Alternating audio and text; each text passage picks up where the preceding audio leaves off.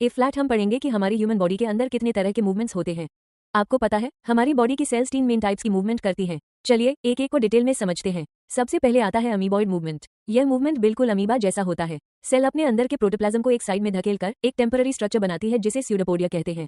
इसी स्यूडोपोडिया की मदद से सेल आगे बढ़ती है। हमारी बॉडी में ये मूवमेंट स्पेशलाइज्ड सेल्स में दिखता है। मैक्रोफेज ये वो सेल्स हैं जो जर्म्स को खा जाते हैं।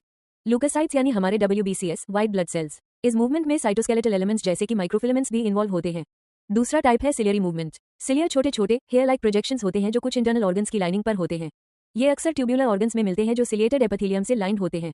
सिलिया का मूवमेंट कोऑर्डिनेटेड होता है यानी सब एक साथ एक डायरेक्शन में मूवमेंट होते हैं। जब हम सांस लेते हैं धूल मिट्टी या फॉरेन पार्टिकल्स हमारे लंग्स में न चले जाएं, इसलिए ट्रकिया में सिलिया अन पार्टिकल्स को ऊपर की तरफ धकेल कर निकलने में हेल्प करते हैं। सिलिया ओवा एग को ओवरी से यूटस तक पहुंचाने में भी मदद करते हैं। और आखिर में सबसे इंपॉर्टेंट और सबसे कॉमन वो है मस्कुलर मूवमेंट। इस मूवमेंट के लिए मसल्स की जरूरत होती है। मसल्स में कंट्रैक्टाइल प्रॉपर्टी होती है यानी वो कॉन्ट्रैक्ट और रिलैक्स सकते कर हैं।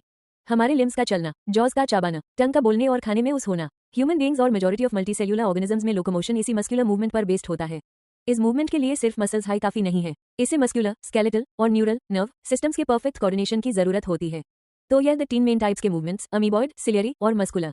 इस चैप्टर में अभी हम आगे मस्कुलर सिस्टम को और गहराई से पढ़ेंगे, जैसे कि टाइप्स ऑफ मसल्स, उनका स्ट्रक्चर और वो कॉन्ट्रैक्ट कैसे करते हैं। अगले वीडियो में हम शुरू करेंगे मसल टाइप्स के साथ।